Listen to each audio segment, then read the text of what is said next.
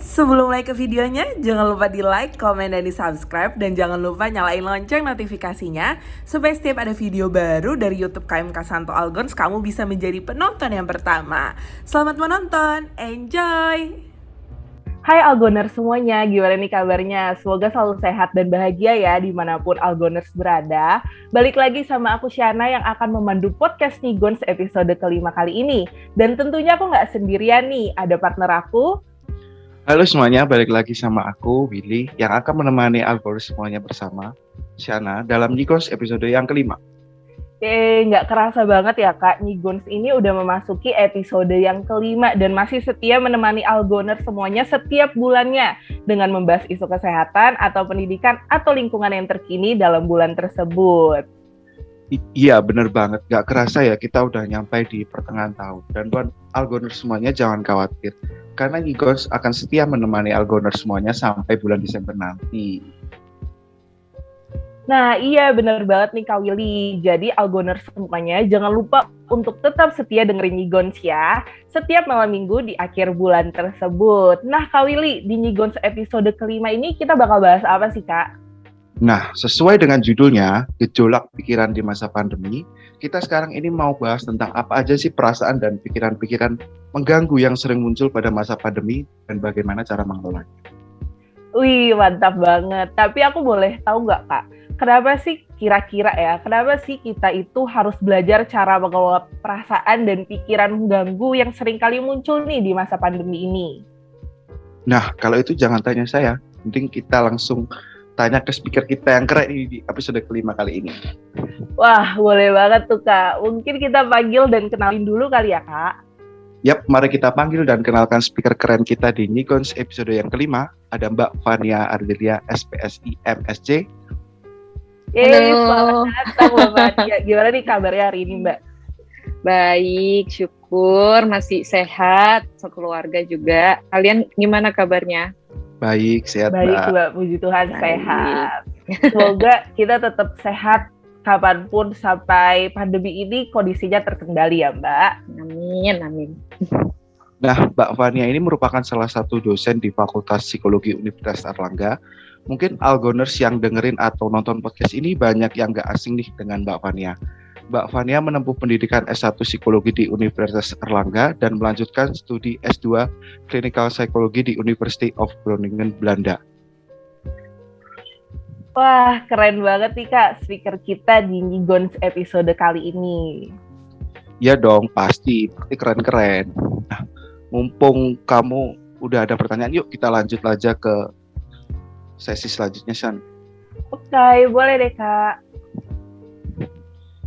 Nah, Mbak Fania, melanjutkan pertanyaan Shana yang tadi. Kenapa sih Mbak kita harus belajar cara mengelola perasaan dan pikiran-pikiran mengganggu yang sering kali muncul pada masa pandemi ini? Jadi ini kan pandemi ini kan waktu yang sulit buat kita semua siapapun gitu ya. Jadi dan salah satu hal yang paling penting adalah tidak hanya menjaga kesehatan fisik kita, kesehatan badan kita, tapi juga kesehatan pikiran kita gitu. Karena kesehatan pikiran kita itu amat sangat berpengaruh terhadap kesehatan badan kita gitu. Jadi kenapa itu tuh jadi penting banget untuk bisa mengelola dan kalau bisa mengurangi pikiran-pikiran yang mengganggu. Aku nggak bilang menghilangkan ya, karena nggak segampang itu ngomong misalkan kita kepikiran apa, ya udahlah nggak usah dipikirin, itu nggak bisa segampang itu gitu. Jadi gimana caranya untuk mengurangi pikiran-pikiran mengganggu itu, itu penting karena itu akan mempengaruhi kesehatan badan kita. Meskipun badan kita baik-baik saja, tapi kalau kita misalkan nggak ngerasa kita banyak pikiran, itu otomatis akan down gitu atau drop gitu. Makanya kenapa penting. Oke. Jadi memang menjaga kewarasan saat pandemi ini penting banget ya. Penting, meskipun kalau ngomong memang sekarang tuh terasa udah jalan berapa ya? 1,5 tahun, hampir 2 tahun ya berarti. Kalau ngomong menjaga kewarasan tuh kayak iya gampang ngomongnya gitu ya. Memang gampang ngomongnya gitu dan terkesan kayak sebagai hal yang aku nggak bisa jaga mentalku karena keadaannya gini, karena badanku gini, karena orang sekitarku gini. Ya tapi gimana itu tugas tanggung jawab kita sendiri untuk menjaga kewarasan kita sendiri gitu. Iya benar banget sih Mbak. Tapi sebelum kita lanjut lagi nih Mbak, aku mau tanya nih Kak Willy. Kak, katanya ada yang spesial ya di Jigons kali ini. Pasti dong, selalu ada yang spesial di episode Jigons kita. Wah, apa tuh Kak kalau boleh tahu? Nah, habis ini kita akan langsung membahas mengenai cara mengelola perasaan dan pikiran-pikiran yang sering kali mengganggu pada masa pandemi ini. Nah, spesialnya adalah tim Jigons udah kumpulin nih perasaan dan pikiran-pikiran mengganggu Algoners semuanya lewat question box yang ada di Instagram story KMK Algons. Wah, keren banget tuh Kak. Aku denger-denger juga banyak banget ya Kak yang isi. Ya benar banget nih Sian, tapi kami minta maaf banget karena keterbatasan waktu hanya akan ada beberapa tanggapan yang kita bahas dalam podcast Jigon episode 5 kali ini. Tapi tanggapannya mirip-mirip sih Sian. Semoga aja bisa mewakili dan bisa bermanfaat bagi Algoners semuanya. Amin, amin. Nah, aku lanjut kali ya Kak. Jadi aku mau nanya nih ke Mbak Fania. Ada pertanyaan kayak gini. Kan ini pertambahan kasus yang terinfeksi COVID-19 lagi naik-naiknya. Nah, makin lama yang terinfeksi COVID-19 ini makin deket gitu ke sekitar kita, ke circle kita. Jujur, aku tuh juga ngerasain kayak dulu pas 2020 tuh yang terinfeksi tuh kayak yang gak banyak yang aku kenal. Paling ya adalah beberapa gitu kan. Nah, di 2021 ini itu benar-benar kayak parah, kayak deket banget sama circle kita. Kayak waktu itu aku tuh kayak katingku ngechat minta tolong ke aku gitu. Nah terus katanya itu dia tuh udah gak kuat katanya, makin parah minta tolong gitu. Nah terus aku GWS-in dong karena kan berarti dia sakit gitu. Habis itu aku tanya sakit apa kayak gitu. Terus katanya aku gejala habis kontak sama yang positif. Itu kan kayak langsung jadi jelek gitu, kayak orang-orang circle kita tuh kena gitu loh, kayak ada gejala. Kadang kita kayak aduh gimana gitu, akhirnya kan kita jadi takut sendiri. Terus mungkin kalau yang parno banget itu bisa sampai kayak gak mood, akhirnya gak bisa ngejalanin aktivitas sehari-hari dengan kayak bahagia, terus karena sedih orang terdekatnya terinfeksi atau gimana. Nah menurut Mbak Fania gimana sih cara kita mengelola rasa takut itu? Jadi memang kan makin kesini kelihatannya makin serem gitu ya, karena itu udah makin deket sama circle kita gitu. Dan perasaan takut itu, perasaan takut, perasaan khawatir, itu tuh amat sangat wajar. Gimana kita sebagai manusia ya, nggak usah ngomong pandemi aja, banyak hal yang seringkali kita merasa takut di sehari-hari gitu ya. Nah,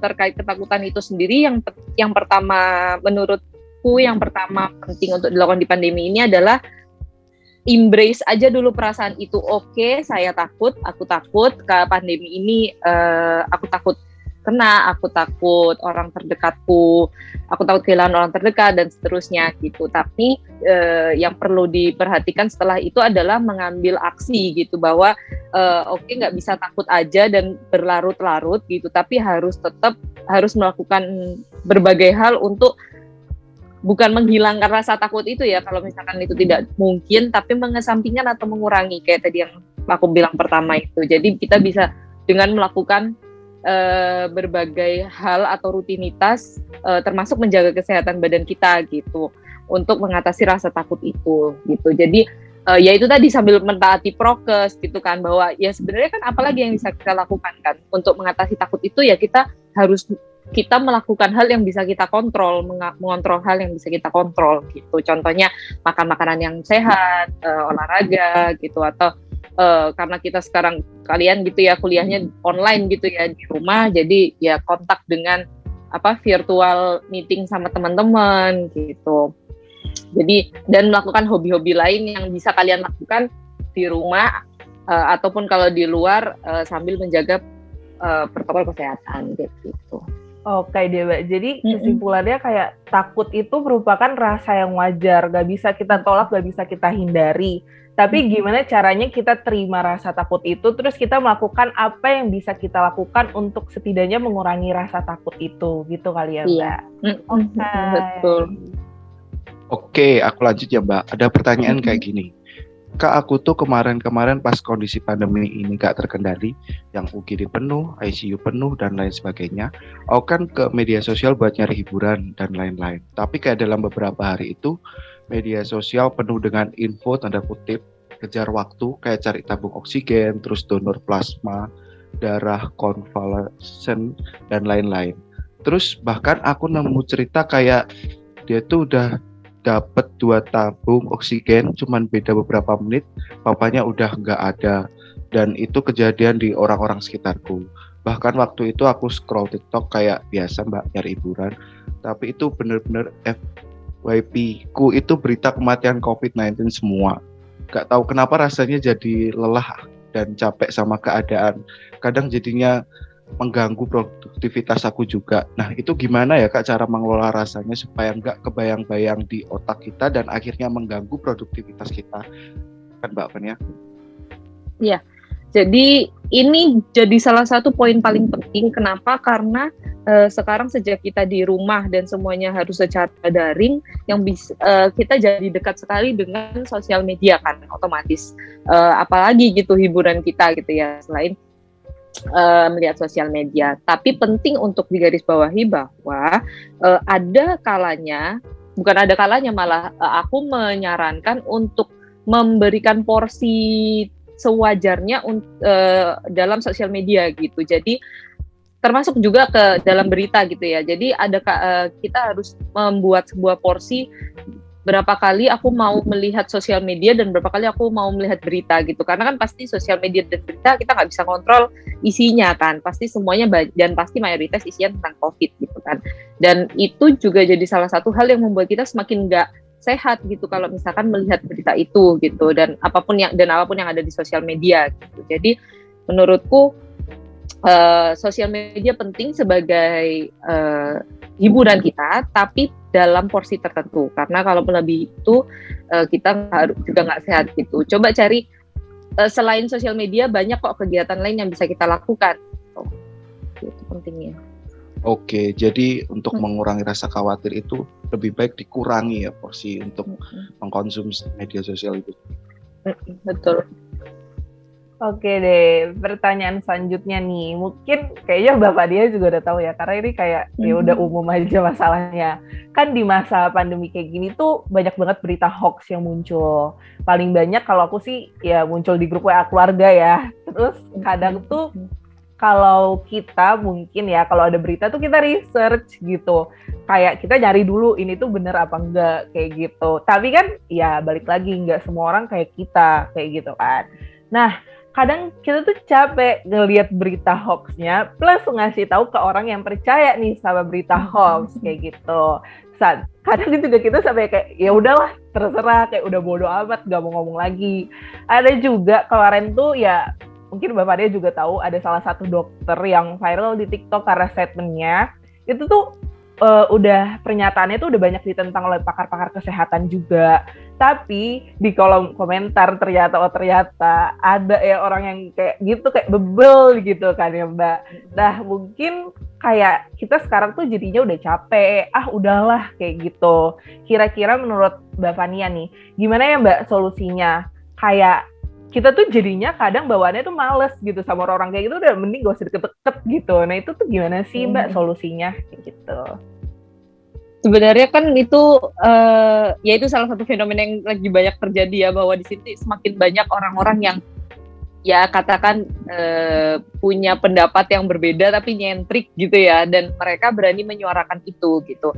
Sebenarnya kembali lagi ke prinsip masing-masing ya, tapi kan kita di sini biasanya yang terdampak itu adalah juga orang terdekat kita, terutama orang-orang tua yang kalau sama ya seperti yang Chana tadi bilang, sama berita tuh nggak di cross check dulu gitu keabsahannya gitu. Nah sebenarnya yang bisa kita lakukan adalah terutama terutama ya merangkul orang terdekat dulu aja gitu. Jadi ketika kita bisa meluruskan dengan fakta yang ada itu ya disampaikan gitu, karena kita sebenarnya semata-mata cuma karena nggak mau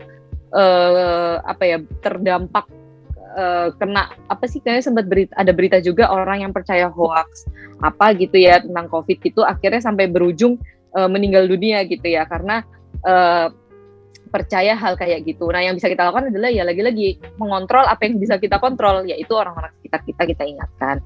Kalau sudah ya udah, itu yang terbaik yang bisa kita lakukan gitu. Yang sisanya adalah terserah mereka, karena itu prinsip. Nah, untuk berita-berita lain yang kita lihat yang kita sampai enek itu, ya lagi-lagi itu semua adalah tentang porsi gitu. Karena percayalah bahwa itu nggak akan berhenti gitu ya, hal-hal kayak gitu, fenomena seperti itu akan selalu muncul gitu. Tergantung diri kita aja mengontrol seberapa banyak kita mau terpapar oleh berita-berita seperti itu gitu.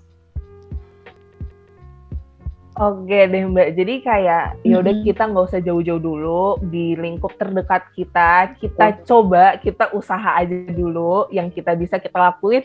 Ya kalau emang masih bebel, ya udah terserah mereka, yang penting betul. Kita udah usaha kayak gitu ya Mbak. Iya, karena juga dan maksudnya kan kita bisa merujuk mereka ke, maksudnya untuk orang-orang terdekat kita ke platform-platform yang memberikan fakta yang sesungguhnya gitu, bukan yang tentang hoax gitu. Jadi ya udah, karena kita nggak bisa muluk-muluk juga untuk mau ingin menurunkan angka COVID.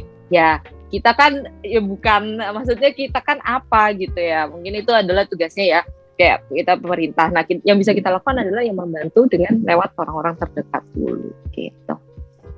Oke, mantap banget. Nah, ini Mbak, ada salah satu pertanyaan yang banyak banget ditanyain sama Algoners semuanya. Kan di masa pandemi kayak gini banyak banget peluang-peluang yang bisa kita ambil, apalagi kebanyakan semuanya online. Misal kayak magang, lomba, organisasi, dan masih banyak lagi yang lainnya. Kadang kita tuh kayak ada rasa terus-terusan membandingkan diri kita sama orang lain. Apalagi kalau sekarang semuanya tuh kelihatan di media sosial. Nah, pertanyaannya, gimana caranya agar kita nggak terus-terusan membandingkan progres dari diri kita dengan orang lain supaya kesannya nggak toxic productivity? Ya ini juga jadi salah satu masalah ya, karena orang tidak pandemi aja, kita juga pada dasarnya pasti ada seringkali kita membanding-bandingkan diri sama orang lain gitu ya. Cuma yang perlu digarisbawahi adalah ingat bahwa setiap orang startnya juga sendiri-sendiri gitu, dan perjalanannya sendiri-sendiri ya tentunya. Jadi mungkin kelihatannya ada teman kalian yang mungkin sudah lebih mencapai prestasi macam-macam kayak gitu, atau punya pencapaian apa gitu yang membuat kalian merasa kecil gitu ya, merasa kok aku nggak kayak gitu, jadi insecure gitu. Nah, sekali lagi perasaan-perasaan seperti itu wajar gitu ya, sebagai manusia kita pasti membandingkan diri dengan orang lain. Di-embrace aja dulu, oke, aku merasa insecure. Udah, nggak perlu lama-lama, tapi setelah itu langsung solution oriented. Oke, aku nggak jadikan membandingkan orang lain itu sebagai acuan atau dorongan untuk kita. Oke, aku juga mau seperti dia setidaknya, tapi dengan jalananku sendiri gitu, apa yang bisa kita lakukan gitu. Aku suka apa, minat apa, misalkan aku suka film, aku suka buat film, ya udah aku coba latihan, cari course kan sekarang banyak course gratis tentang film kayak gitu. Jadi lagi-lagi embrace aja dulu. Oke, aku merasa insecure, tapi nggak usah berlarut-larut. Ingat bahwa kita menyadari perasaan kita, maksudnya kita merasa kecil, kita merasa rendah membandingkan orang lain, kemudian setelah itu kita mengambil aksi untuk atas perasaan insecure itu pasti akan memuaskan gitu loh, bahwa oh iya ternyata emang butuh berusaha kayak gitu. Jadi itu wajar, dan perlu segera dicari gitu kegiatan yang kalian suka. Oke, jadi kita pertama harus menyadari dulu ya bahwa kita itu insecure. Dan menyadari bahwa aku itu aku, dia itu dia, mereka punya jalannya sendiri. Betul. Oke, pertanyaan selanjutnya nih Mbak, ini masih berkaitan banget sama pertanyaan Kak Willy tadi. Kayak di masa pandemi kayak gini, seperti yang kita tahu juga banyak karyawan-karyawan yang di PHK dan lain-lain. Akhirnya timbul perasaan khawatir, misalnya dari kakak-kakak yang bentar lagi mau lulus untuk kedepannya gitu, cari kerja dan lain-lain, itu gimana? Kan khawatir jadinya. Mungkin bukan cuman kakak-kakak yang udah mau lulus kali ya, kadang aku juga kayak takut gitu loh, aku nih di depan mau jadi apa, lulus kuliah tuh bakal gimana, kayak gitu. Menurut Mbak Fania gimana sih Mbak kayak cara mengolah rasa khawatir akan masa depan kita supaya kayak nggak kebayang-bayang gitu di otak, kayak gitu sih Mbak. Jadi memang salah satu di psikologi juga sempat di cover. Jadi ada teorinya. Jadi memang yang membuat manusia, maksudnya manusia itu bisa terpengaruh kondisi emosinya dan moodnya adalah ketidakpastian, uncertainty. Karena dan sekarang kita lagi hidup di tengah-tengah masa uncertainty. Jadi ini sampai kapan, ini akan bagaimana ke depannya gitu. Meskipun pada dasarnya tidak pandemi pun kita juga nggak tahu masa depan kita tuh akan kayak gimana gitu kan ya ke depannya. Tapi karena seperti ini lebih membuat perasaan tidak pasti yang membuat kita otomatis khawatir gitu. Nah, sebenarnya yang bisa kita lakukan adalah ya lagi-lagi pokoknya kuncinya adalah memvalidasi dulu perasaanmu gitu ya, bahwa oke, aku takut, aku khawatir dan sebagainya. Kemudian setelah itu cari jalan keluarnya. Maksudnya adalah melakukan sesuatu atas itu gitu. Jadi karena yang bisa kita kontrol sekarang itu adalah bagaimana cara kita berpikir dan perilaku kita gitu. Jadi kalau di dalam psikologi juga, di dalam psikologi kesehatan khususnya itu ada teori of planned behavior gitu. Jadi kita tuh berperilaku sesuai sesuai intensi kita. Nah, di dalam intensi itu sendiri itu tuh ada determinan yaitu sikap, kemudian apa kata orang lain, dan bagaimana kita bisa, seberapa besar kita bisa mengontrol gitu untuk melakukan perilaku itu gitu. Nah, jadi sebenarnya bagaimana cara kita menyikapi gitu, bagaimana cara kita berpikir, itu yang bisa kita kontrol gitu. Jadi misalkan kita berencana, misalkan ya terutama buat yang mau lulus gitu, berencana untuk bekerja sebagai apa gitu ya, kerja di perusahaan apa, ya udah kita fokuskan aja di situ, apa yang bisa saya persiapkan dari sekarang, meskipun kedepannya saya nggak tahu nanti akan kayak gimana gitu ya. Jadi yang sekarang aja gitu, kita live at the moment aja dulu, karena itu yang bisa kita lakukan dan bisa kita persiapkan gitu. Iya sih Mbak, kayak semua perasaan-perasaan tadi itu ya emang nggak bisa dihindarin. Yang penting gimana cara kita mau nerima si perasaan yang datang itu, dan yang kayak banyak quotes yang kayak live your life, kayak hidupi hidupmu sekarang aja gitu loh. Yang nanti yang penting kita udah kasih yang terbaik, di depan ya urusan nanti, kayak gitu kali ya Mbak. Betul. Oke, pertanyaan selanjutnya masih berkaitan ya dengan pertanyaan-pertanyaan sebelumnya, Mbak. Kan kalau kita khawatir sama masa depan, kita kadang juga overthinking gitu ya. Nah, ada salah satu algoners yang cerita kalau dia overthinking tuh hampir nangis setiap malam dan nggak bisa tidur. Nah, itu gimana ya Mbak cara biar nggak overthinking diri sendiri? Nah, overthinking. Aku juga, maksudnya kita semua pasti pernah mengalami masa-masa overthinking, bahkan mungkin sampai sekarang gitu kali ya, terutama masa sekarang gitu. Jadi sama sebenarnya kurang lebih dengan jawaban-jawabanku sebelumnya. Pokoknya overthinking ini apa ya? Ya emosi kita itu perlu kita validasi dan kita sadari gitu. Mungkin sebelum pandemi kita selama ini nggak selalu mengabaikan emosi-emosi yang muncul, terutama emosi negatif kayak takut, khawatir. Itu suka kita tekan ya, bukan kita berusaha atasi untuk dikurangi, tapi kita tekan gitu. Nah, itu yang jadi nggak sehat gitu. Jadi ketika di masa ini mungkin bisa jadi salah satu waktu kita untuk merefleksikan bahwa perasaan-perasaan negatif dan emosi negatif yang kita miliki itu harus kita terima gitu. Nah, salah satunya overthinking ini. Nah, dari overthinking ini apa yang bisa kita lakukan gitu? Oke, aku overthinking tentang apa gitu?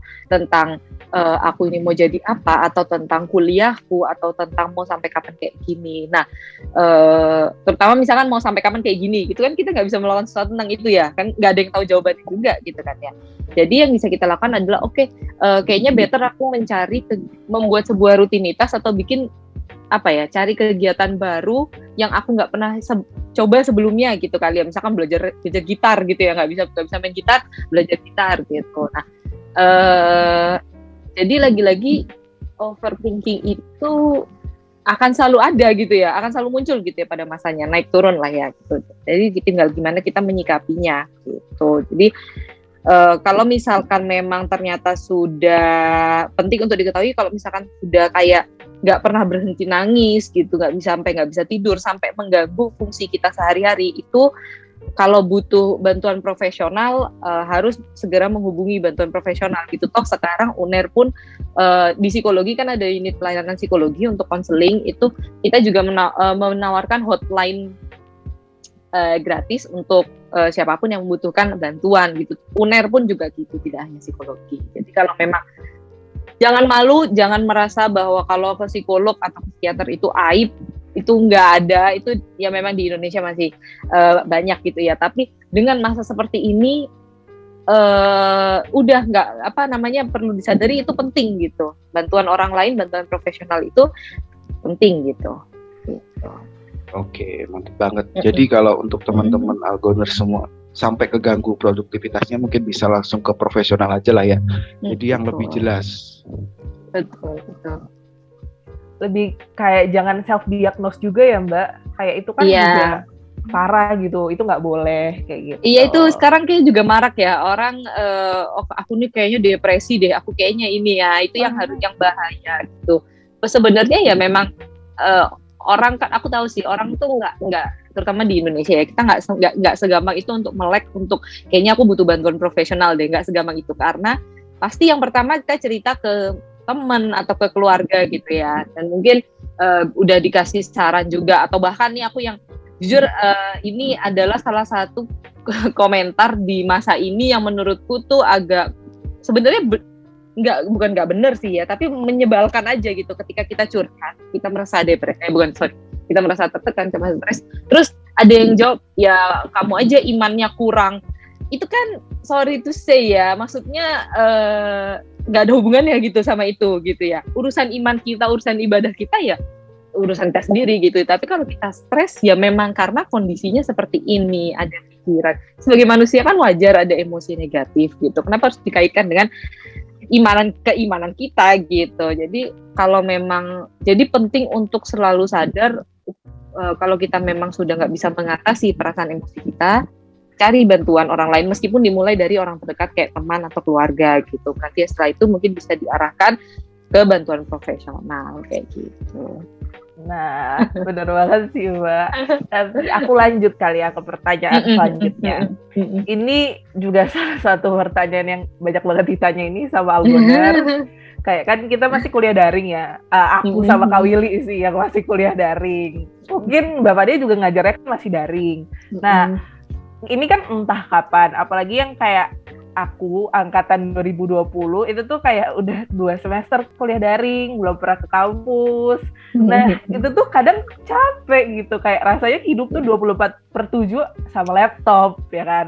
Itu tuh gimana sih Mbak cara mengolah rasa lelah? Karena kan ya ini bukan kita yang mau, bukan juga ada oknum tertentu yang mau, tapi yang mau nggak mau ini harus dijalanin. Kalau kayak gitu gimana Mbak?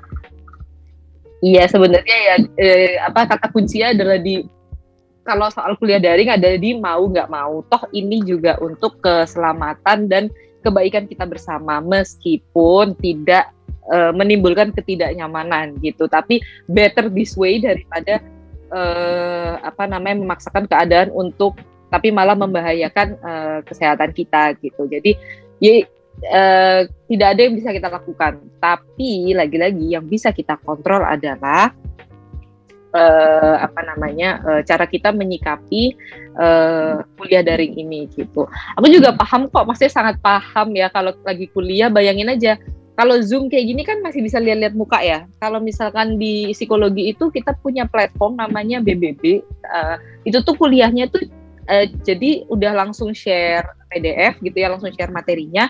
Cuma ada muka aku aja, aku nggak bisa lihat mahasiswaku gitu, cuma namanya aja tahu bahwa mereka online gitu ya, datang mereka absen, tapi aku yakin banyak dari mereka pasti yang tidur kayak gitu. Jadi aku kayak ngomong sama layar aja, ngomong sama PDF. Nah makanya jadi yang sekarang bisa aku lakukan, terutama dari aku kacamata sebagai pengajar ya, itu adalah membuat kuliah daring ini menjadi sesuatu yang menyenangkan gitu. Ada kegiatannya yang berubah berbeda-beda gitu ya. Jadi mahasiswa tetap aku dorong untuk aktif kayak gitu. Jadi dan mahasiswa pun sebaliknya bisa apa namanya ya, tetap interaktif gitu, tetap seperti kelas yang bertatap muka meskipun yang belum bertatap muka, tapi ya itu paham banget gitu. Kalau enak ya lihat laptop terutama mahasiswa ya, dan ngerjain tugas kan dan sebagainya gitu. Tapi banyak juga kok sebenarnya blessing in disguise-nya gitu, bahwa sebenarnya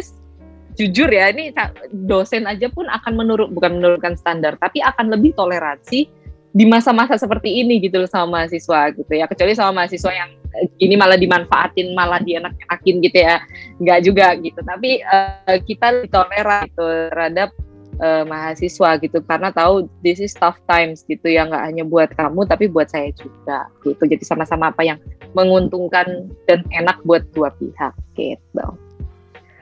Semoga semua dosen kayak Mbak Fania ya, tapi nggak semuanya kayak Mbak Fania jujur gitu kan, kayak gitu sih. Semoga kita aminkan saja semua dosen kayak Mbak Fania. Oke, lanjut Mbak Fania. Ini pertanyaan terakhir dari Algoners nih.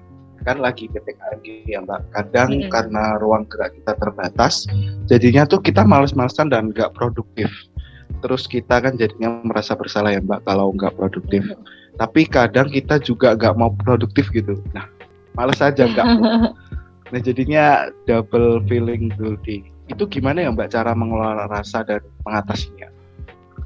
Nah, itu susah ya. Maksudnya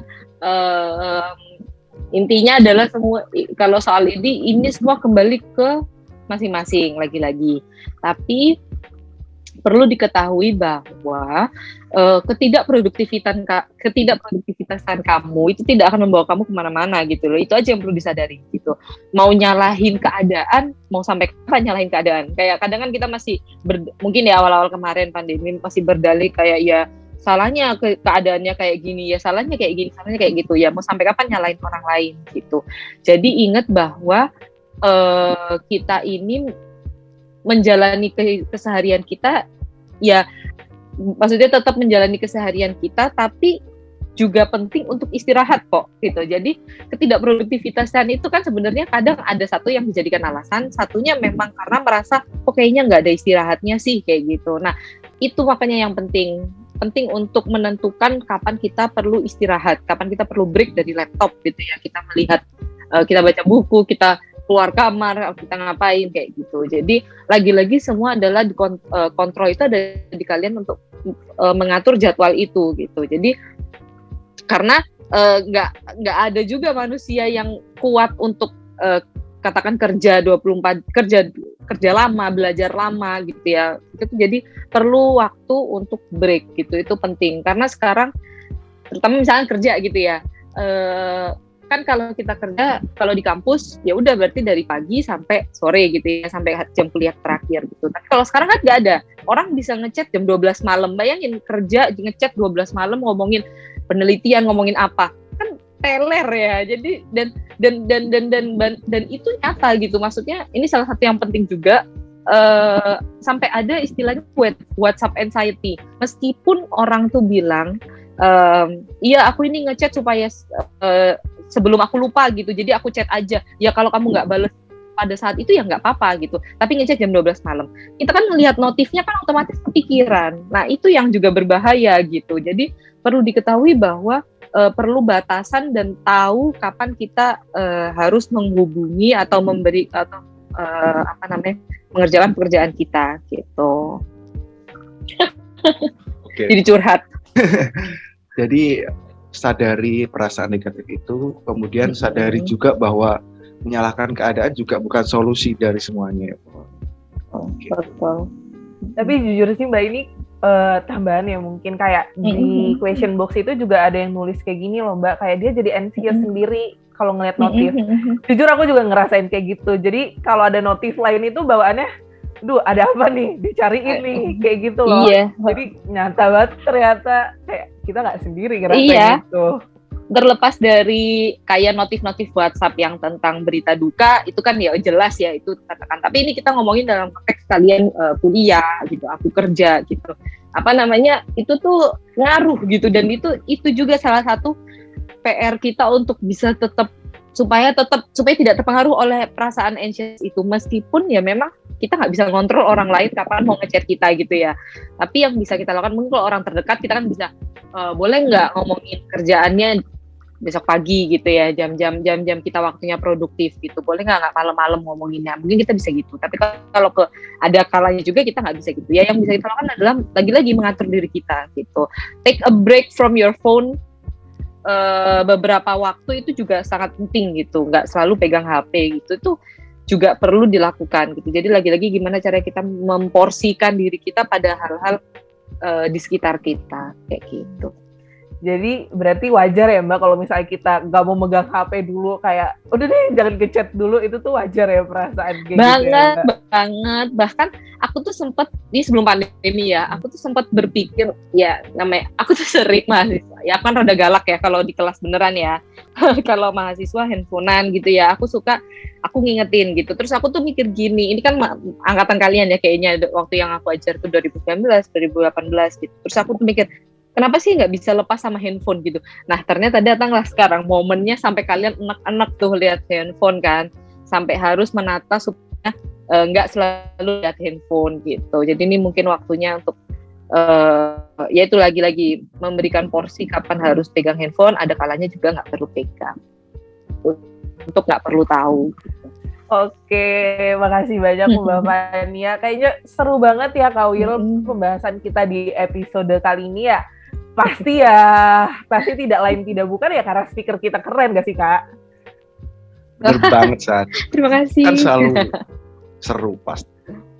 Tapi jujur kayak seru banget karena ini pembahasannya tuh relate gitu loh Mbak, relate sama kehidupan kita, dan ya semua pertanyaan itu aku juga ngerasain gitu. Jadi kayak ya relate lah. Pokoknya aku mau ngucapin terima kasih banyak banget ke Mbak Fania karena udah meluangkan waktunya untuk berdiskusi dan ngobrol sama kita nih di episode kelima Nyigon sekali ini.